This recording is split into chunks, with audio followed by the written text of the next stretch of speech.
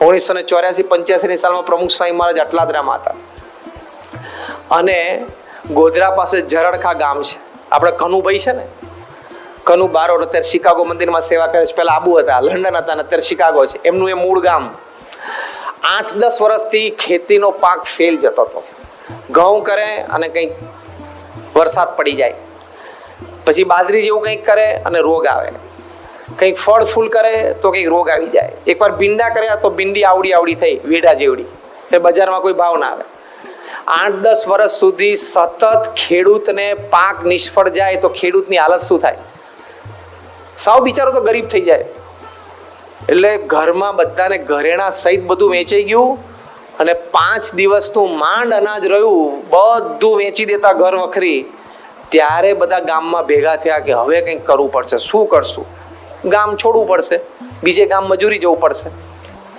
એમાંથી 2 હરિભક્ત ખેડૂત હતા, એમણે બધાને કહ્યું કે વાંધો નહીં, આપણે નિર્ણય લઈએ, પણ એકવાર પ્રમુખ સ્વામી મહારાજ અટલાદરા છે, આપણે દર્શન કરવા જઈએ ને એમને આ વાત જણાવીએ. એટલે બધા 8-10-15 બધા વડીલો મોટેરા બધા આગેવાનો આવ્યા પ્રમુખ સ્વામી મહારાજ પાસે અને સ્વામી પાસે આવીને રીતસર રડી જ પડ્યા, કારણ કે વાત કરવાની હતી દુઃખની અને બધાના કુટુંબ વેરણ થઈ જાય એવું હતું. આખું ગામ વેરણ થઈ જાય, કારણ કે 2-5 જણા બીજે ગામ રહેવા જાય, આ 5-10 જણા આ ગામમાં રહેવા જાય, એટલે આખું ગામ એમની બધાની કૌટુંબિક ભાવના બધું ખલાસ થઈ જાય. સ્વામી પાસે રડીને સ્વામી કે બોલો શું વાત છે? એટલે પછી 2 જણા બોલ્યા, સ્વામી આવું થયું છે, 8-9 વર્ષથી બધા પાક નિષ્ફળ જાય છે, અમને એમ લાગે છે અમારા ગામ ઉપર કોઈનો શ્રાપ છે, આ પાક ના કરતા હોય તો કંઈક યજ્ઞ કરીએ, કંઈક અમને માનતા આપો, પણ આ શ્રાપમાંથી છોડાવો, આવું થાય નહીં. આજુબાજુના બધા ગામમાં પાક થાય છે, અમારા ગામમાં કેમ ના થાય? અને દેવું થઈ ગયું લાખો રૂપિયાનું, ઘર વખરી વેચાઈ ગઈ, સોનું વેચાઈ ગયું, બળદગાડા વેચાઈ ગયા, 5 દિવસનું અનાજ હવે ઘરમાં નથી, એટલે તમારી પાસે આવ્યા છે. અને એ વખતે સ્વામીની આંખમાં જે કરુણા, દયા આવી ગઈ. એમાં રાજેશ્વર સ્વામી વચ્ચે પાછા એક વાક્ય બોલ્યા કે સ્વામી આ 2-3 હરિભક્તો છે, એ આ બધા આપણા હરિભક્તો છે, એ લોકો ધર્માદો નિયમિત આપે છે.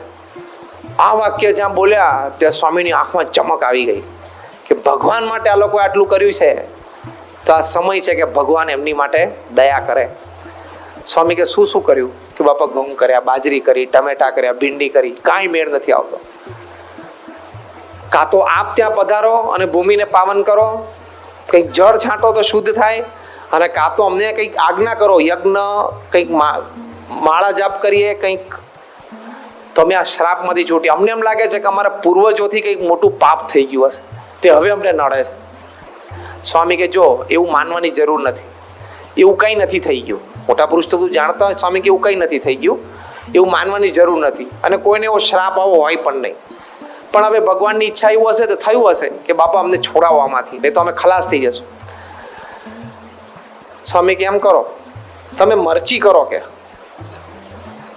મરચા. ખેડૂત એકબીજાનો સામો આમ જોવા માંડ્યા. સ્વામી કે શું બોલો, શું તમારા મનમાં જે વાત હોય બોલો. સ્વામીના એક તેવું છે, સ્વામી એમ પૂછે છે કે બોલ તારા મનમાં શું વાત છે, બોલ. એ કે સ્વામી અમારું જે જમીન છે ને, ખાતર, સોઇલ, એ મરચી માટે છે જ નહીં, મરચા તો ત્યાં થાય જ નહીં. કે દરેક ક્રોપ માટે એક સોઇલ હોય ને ટિપિકલ, એ માટી અમારી મરચીની છે જ નહીં, થાય જ નહીં. સ્વામી ફરી વખત બોલ્યા, બાબા કે મરચી કરો, થશે. બીજી વખત પેલા ખેડૂત બોલ્યા, બાબા મરચી નહીં થાય, અમારી જમીન જ એની માટે નથી. ત્રીજી વખત સ્વામી બોલ્યા, સ્વામી કે મરચી કરો, ભગવાન દયા કરશે. ત્યારે પેલા હરિભક્ત બોલ્યા કે હવે બીજી વાર કોઈ આર્ગ્યુમેન્ટ ના કરશો, બાપા બોલ્યા છે ને એટલે આપણે કરો. આપણે બધું કર્યો છે પ્રયત્ન, આ કરવામાં શું વાંધો છે, એમ સમજીને કરો, પણ એમનું વચન છે ને એ આપણે રાખીએ. બધા પગે લાગીને ગયા, બાપાએ બધાને આશીર્વાદ આપ્યા. સ્વામી સંતોન કે જમાડીને મોકલજો, જમાડીને મોકલ્યા. ગામમાં જઈને કોઈ વાત કરી કે અમે પ્રમુખ સ્વામીને મળીને આવ્યા, પ્રમુખ સ્વામી મરચી કરવાનું કહ્યું છે. એટલે ગામમાં પાછા 2-4 જણા હોય ને જે જાણ બુદ્ધિશાળી હોય, હોશિયાર હોય, એ કે પ્રમુખ સ્વામી કંઈ ખેડૂત છે, પ્રમુખ સ્વામીને કંઈ જમીનમાં ખબર પડે, એમણે કંઈ ખેતી કરી છે, એમને ખબર પડે કે શું ક્યાં વાવવાનું, એમને કશી ખબર ના પડે. તો બોલે આશીર્વાદ આપે મરચી કરજો. આપણે તમે લોકોએ કીધું શું કર્યું, તો કે અમે કીધું બાજરી કરીને, ઘઉં કરીને, ટમેટા કરીને, ભીંડી, તો કે બસ આ બધું કર્યું, એટલે એના સિવાયનું બાકી હતું એ બોલ્યા. આવું કહ્યું 5-6 જણાએ. આ 3-4 હરિભક્તો કે ના, સ્વામી બોલ્યા છે કે મરચી કરજો. એટલે અમે મરચી કરશું. બીજા 5-7 વિશ્વાસુ હતા કે એના પ્રમુખ સ્વામીને મળવા ગયા, આવા મોટા સંત છે, એમને કીધું છે કદાચ આમાંથી જ આપણો શ્રાપ કે જે કંઈ આપણે માનીએ છીએ કે કંઈ આપણે પૂર્વજોની ભૂલ થઈ ગઈ નીકળી જશે. એટલે બધાએ મરચી કરી અને મબલખ પાક, જબરજસ્ત લીલાછમ ખેતરો થઈ ગયા અને આમ 1.5 આંગળી જેટલી મોટી મરચા થયા. હવે ખેડૂતો તો આંખમાં આંસુ આવી ગયા. આજુબાજુ બધાને થયું કે આપણે કરવા માંડો મરચી. હવે પ્રમુખ સાહેબના આશીર્વાદ છે.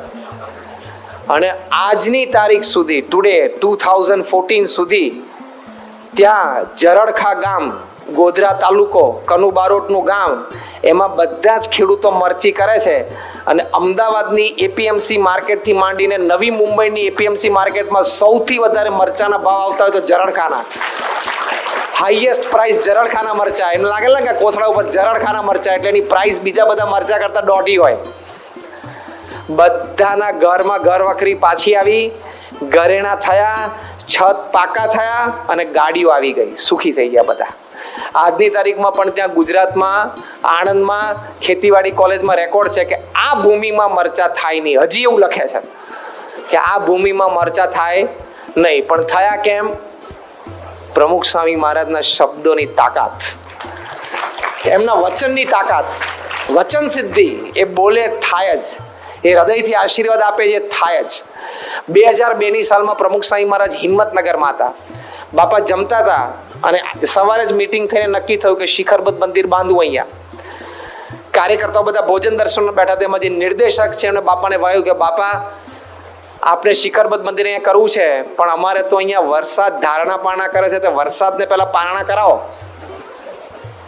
તે સ્વામી આમ જમતા જમતા કોળીઓ અટકી ગયો. સ્વામી કે શું? કે બાપા અમારે વરસાદ ધારણા પારણા કરે એટલે 1 વર્ષ આવે અને 1 વર્ષ ના આવે.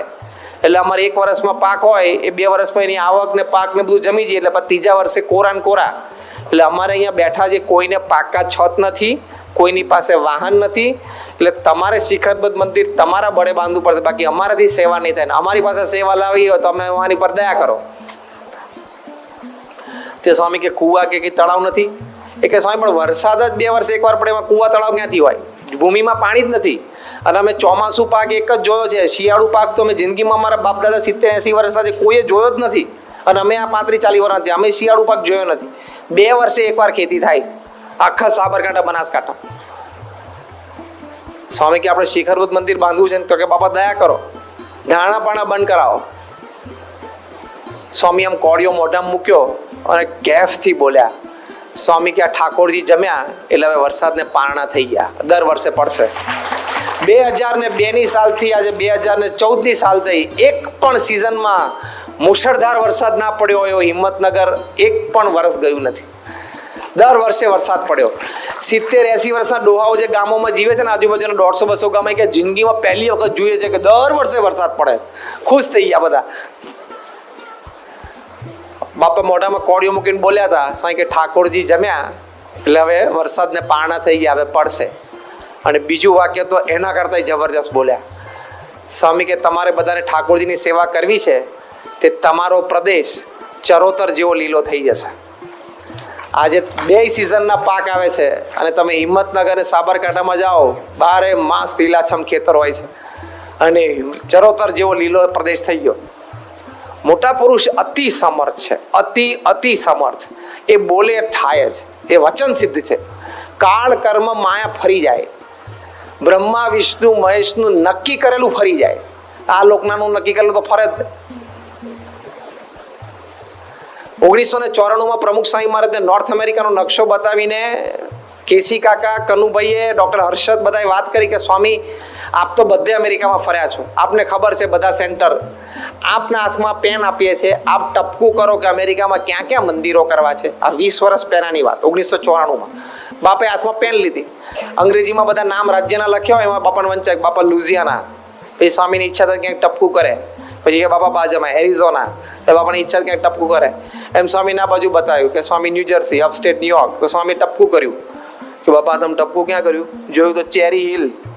કે બાપા ત્યાં તો આપણો સત્સંગ જ નથી, એકે હરિભક્ત નથી. સ્વામી કે ટપકું થઈ ગયું છે એટલે મંદિર થશે. ટપકું કર્યું ને એટલે મંદિર થશે. અને રોહિતભાઈ પટેલ અમદાવાદ બાપુનગરના, અને ત્યાં અત્યારે ચેરી હિલ છે. ડંકિન ડોનટ્સનો અમને બહુ મોટો બિઝનેસ છે. અને મૂળ કોઠ ગામના, એમનું બીજું ઘર ત્યાં બાપુનગર છે. અને એ ત્યાં ગયા અને એમને સંકલ્પ થયો અને એમણે 1.5 લાખ સ્ક્વેર ફૂટનું મોટું વેરહાઉસ લીધું. 8 કે 10 જ કુટુંબ એ વખતે સત્સંગી થયેલા. એમને સંકલ્પ થયો મંદિર કરવું છે. એ વેરહાઉસને મંદિરમાં જ કન્વર્ટ કરવા માટેનો એક કંપનીને ઓર્ડર આપ્યો તો કંપની કે $2 લાખ થશે. હરિભક્તો કે નામે જાતે કરશું. હરિભક્તો, યુવકો, નાના મોટા, ભાઈ, હવે બધા ભેગા થઈને 30 જણા થાય. અને બધા કંઈ એવી સ્કિલ્ડ લેબર નહીં. મહિલા મંડળ, બાળ મંડળ, યુવક મંડળ, કિશોર બધા ભેગા થઈને મંડ્યા. તે 6 મહિનામાં વેરહાઉસને સુંદર મંદિર કરી નાખ્યું. અને ત્યાં મંદિરની પ્રતિષ્ઠા થઈ ગઈ. ધમધોકાર અત્યારે સેન્ટર ચાલે છે. ટપકું થઈ ગયું ને એટલે થશે. આ સમર્થ છે મોટા પુરુષ, એ બોલે થાય જ.